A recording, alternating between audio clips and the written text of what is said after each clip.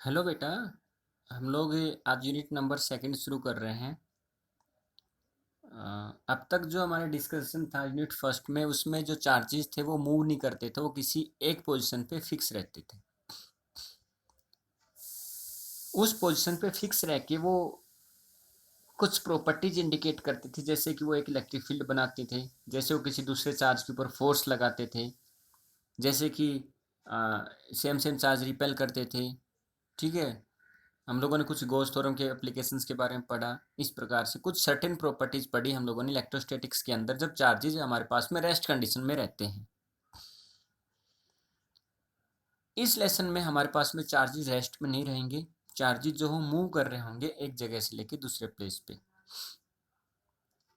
तो जब हम लोग चार्जेज मूव कर रहे हैं one place to the another place, तो the branch of physics when the charges will move from one place to the another place is study is known as current electricity. हम लोग ये जानते हैं कि यदि हमारे पास में दो कैपेसिटर है, कैपेसिटर ए, कैपेसिटर बी, या हम लोग कहें कि कंडक्टर ए और कंडक्टर बी, यदि दोनों कंडक्टर को मैं पास पास रखता हूँ और दोनों कंडक्टर का कुछ ना कुछ पोटेंशियल है, तो हम लोग ये देखते हैं कि कंडक्टर ए और कंडक्टर बी में चार्जेस जो वो शेयर नहीं करते हैं, क्योंकि इन दोनों के बीच में जो है मीडियम, वो हमारे पास में एयर है, और एयर जो है एज ए इंसुलेटर का काम करता है। लेकिन जब इन दोनों कंडक्टर को मैं एक मेटेलिक वायर के थ्रू कनेक्ट कर देता हूँ, तो हम लोग ये देखते हैं कि चार्जेस जो है वो एक प्लेस से one conductor to the another conductor flow होना शुरू हो जाते हैं। तो हम लोगों ने ये बोला कि एक कंडक्टर जिसमें charges one place to the another place तक, या one conductor to another conductor flow हो रहे हैं, तो flow of the charges in a conductor makes the electric current.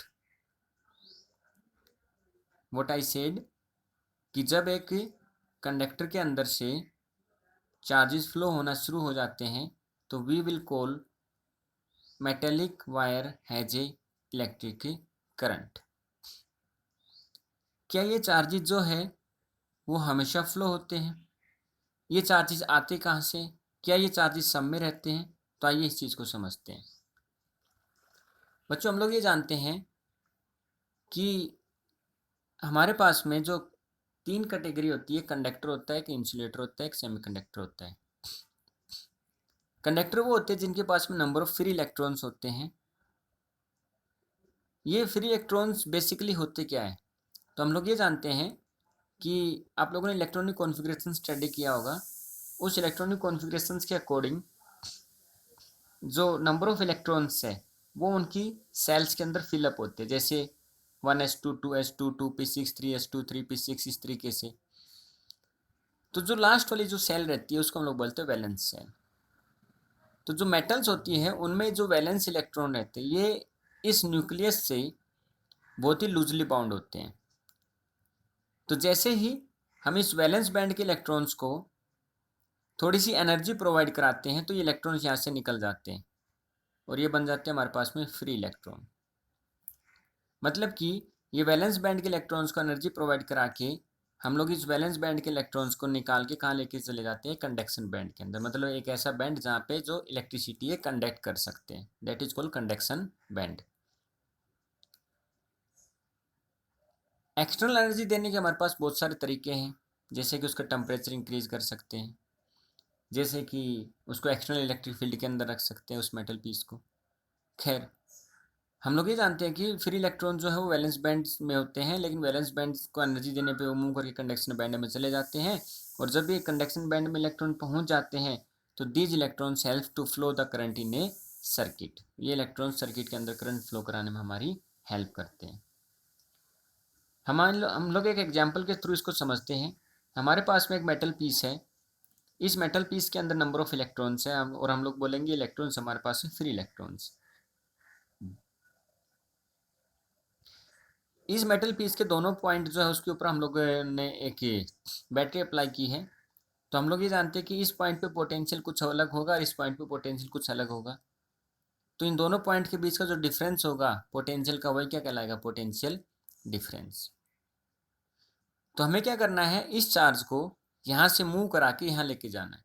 तो हम लोग ये कह सकते हैं कि यदि ये चार्ज यहाँ से लेके यहाँ पे मूव करेगा तो ये चार्ज को डिस्प्लेसमेंट करेगा। और कोई भी चार्ज डिस्प्लेसमेंट तभी करता है जब उसके ऊपर कोई फोर्स अप्लाई होता है। तो फोर्स इंटू में डिस्प्लेसमेंट क्या हो जाएगा, वर्क डन। तो हमने बोला कि हमें इस चार्ज के ऊपर जिसका पोटेंशियल ये है, इसको इस पोटेंशियल से लेके इस पोटेंशियल पे लेके जाना है। तो हम लोग ये देखेंगे कि इस चार्ज के ऊपर हम लोगों ने वर्क डन किया, वर्क डन ऑन चार्ज, जिसकी वजह से ये इस पोटेंशियल से लेके इस पोटेंशियल पे चला जाएगा। तो work done per unit charge क्या कहलाएगा हमारे पास में, potential. Work done per unit charge that is called potential. तो potential is equal to work done from A to B, work done from A to B किसके ऊपर, charge के ऊपर।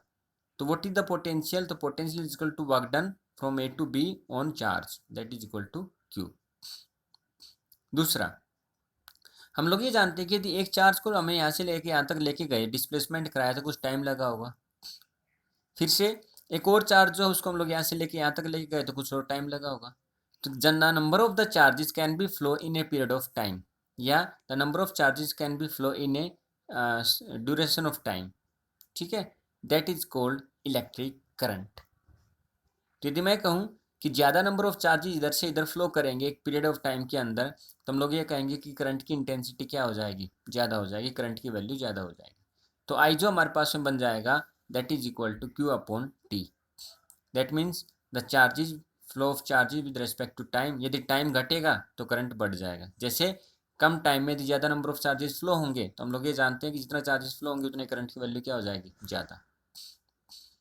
यदि हम लोग मान के चले एक छोटे से टाइम इंटरवल को, छोटे से टाइम इंटरवल को, तो छोटे से टाइम इंटरवल को हम लोग फिजिक्स में लिखते हैं d q upon d t. मतलब कि the rate of change of charge with respect to time that is called electric current. यदि हम लोग यूनिट की बात करते हैं तो इलेक्ट्रिक करंट की जो यूनिट है वो होती है एम्पियर। बेसिकली हम लोगों ने दो चीज़ें पढ़नी होती है, एक होता है इलेक्ट्रॉनिक करंट और एक होता है कन्वेंशनल करंट। यदि हम लोग इसको ध्यान से देखें तो जो इलेक्ट्रॉन्स है, देखिए यहाँ से बैटरी जो है वो नेगेटिव टर्मिनल, नेगेटिव पोटेंशियल पहुँचा रही है, यहाँ से बैटरी जो है पॉजिटिव पोटेंशियल पहुँचा रही है। तो ये जो पॉजिटिव है ये क्या करेगा, इस नेगेटिव को खींचेगा और ये पॉजिटिव की जगह यहाँ आ जाएगा।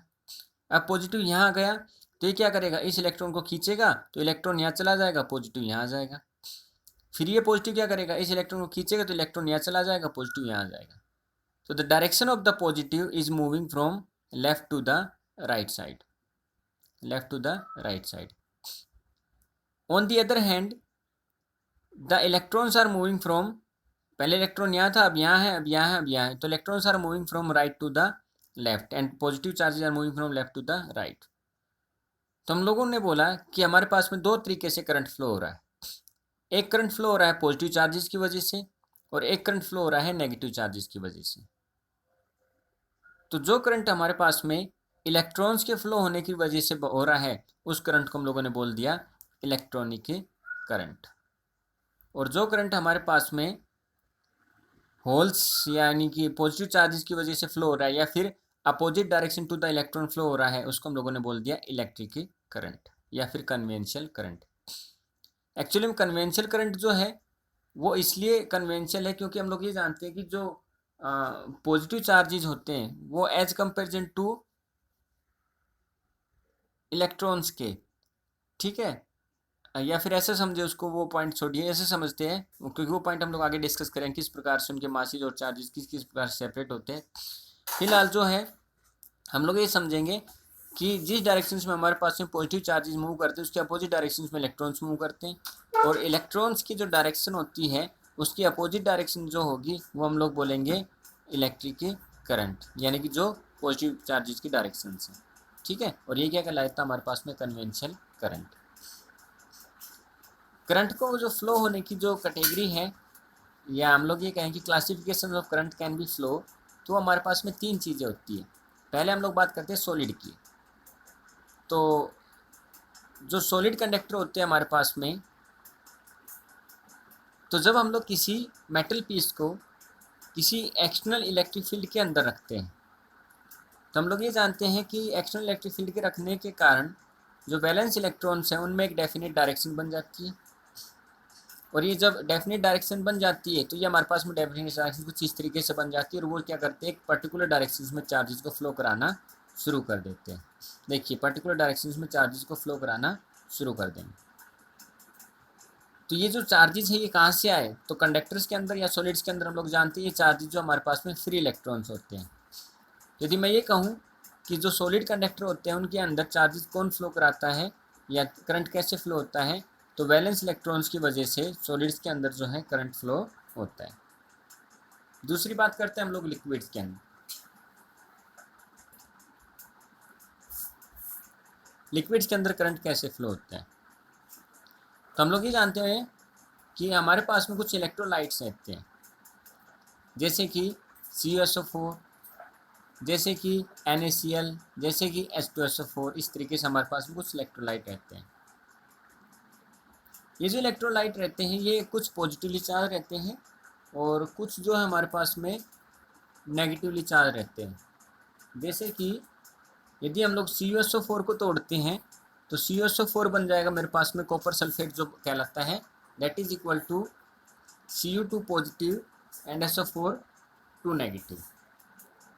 उसी प्रकार से यदि मैं NaCl को तोड़ूंगा तो NaCl बन जाएगा Na पॉजिटिव और Cl नेगेटिव।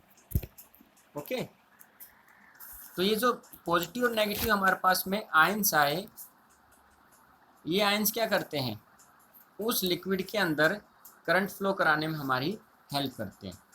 तो the liquid positive and liquid negative ions are responsible for current flowing in a liquids. तीसरी जो कैटेगरी आती है हमारे पास में गैसेज की, तो हम लोग ये जानते हैं कि जनरली जो गैसेज होती है वो हमारे पास बैड कंडक्टर ऑफ इलेक्ट्रिसिटी होती है।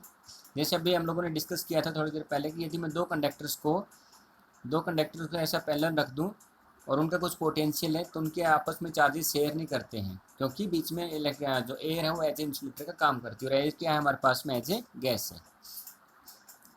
तो जनरली जो गैसेज है वो बैड कंडक्टर ऑफ इलेक्ट्रिसिटी होती है, लेकिन हम लोग ये जानते हैं कि जैसे ट्यूबलाइट होती है हमारे पास में CFL वगैरह होती है, तो उनमें क्या होता है कि हम लोग जो गैसेज भरते हैं उनके अंदर, उन गैसेज का प्रेशर हम लोग बिल्कुल रिड्यूस कर देते हैं और उनके अंदर हम लोग इतना ज़्यादा हाई पोटेंशियल अप्लाई करते हैं कि उनके अंदर आयनाइजेशन ऑफ एयर वाला जो कंसेप्ट है वो काम करना शुरू कर देता है। आयनाइजेशन एयर वाला कंसेप्ट हम लोगों ने कैपेसिटर के अंदर पढ़ा था कि भाई we can not provide the capacitor has to infinite number of the charges, या why a capacitor can not store the maximum infinite number of the charges. तो जो गैसेज हैं तो जब उनको हाई पोटेंशियल प्रोवाइड कराएंगे, उनका प्रेशर रिड्यूस कर देंगे, तो वो पॉजिटिव और इलेक्ट्रॉन्स जो है पॉजिटिव आयंस और इलेक्ट्रॉन जो उनमें सब्ट्रैक्ट हो जाएंगे, उनमें ये कह सकते हैं कि ब्रेक हो जाएगा। तो जो पॉजिटिव आयंस इलेक्ट्रॉन जो है वो उसके अंदर गैसेस के अंदर हमारे पास में करंट फ्लो कराने में हेल्प करते हैं। ओके, वन थिंग जो यहाँ पे नोटिस करने वाली ये है कि यदि हम लोग गैसेस का प्रेशर रिड्यूस नहीं करेंगे तो उनके अंदर से आयनाइजेशन ऑफ एयर होना बहुत ही ज़्यादा टफ प्रोसेस हो जाएगा। तो we need to reduce the pressure and we need to provide the high potential if we want to flow the current in a gases. अगला हम लोग देखते हैं कि जो करंट होता है वो हमारे पास में एक स्केलर क्वांटिटी होती है या फिर एक वेक्टर क्वांटिटी होती है, क्योंकि हम लोगों ने ये देखा कि जो इलेक्ट्रॉन्स होते हैं वो फ्लो होते हैं तो एक पर्टिकुलर डायरेक्शन से फ्लो होते हैं। यदि इलेक्ट्रॉन्स पर्टिकुलर डायरेक्शन से फ्लो होते हैं तो उनके पास में एक डायरेक्शन है, उनके पास में चार्जेस है, मतलब चार्जेस का कुछ क्वांटिटी दैट मीन्स मैग्नीट्यूड है। तो जो करंट है वो हमारे पास में एक वेक्टर क्वांटिटी होना चाहिए, लेकिन प्रैक्टिकली हम लोग ये देखते हैं कि जो करंट है वो हमारे पास में वेक्टर क्वांटिटी ना होके एक स्केलर क्वांटिटी होता है। कैसे भाई, तो हम लोग ये देखते हैं कि करंट जो उसके पास डायरेक्शन है और डायरेक्शन होने के साथ साथ ये जो है एक वेक्टर क्वांटिटी की तरह बिहेव ना करके ये एक स्केलर क्वांटिटी की तरह बिहेव करता है। जब हम लोगों ने प्रैक्टिकली देखा तो हम लोग ये देखते हैं कि जो करंट है वो हमारे पास में लॉ ऑफ वेक्टर एडिशन जो है उसको फॉलो नहीं करता, वो लॉ ऑफ स्केलर एडिशन को फॉलो करता है। दैट मीन्स हमारे पास में ये एक एंगल है जहाँ से करंट आ रहा है, मान लीजिए I equal to 2 ampere current जो है यहाँ से आ रहा है।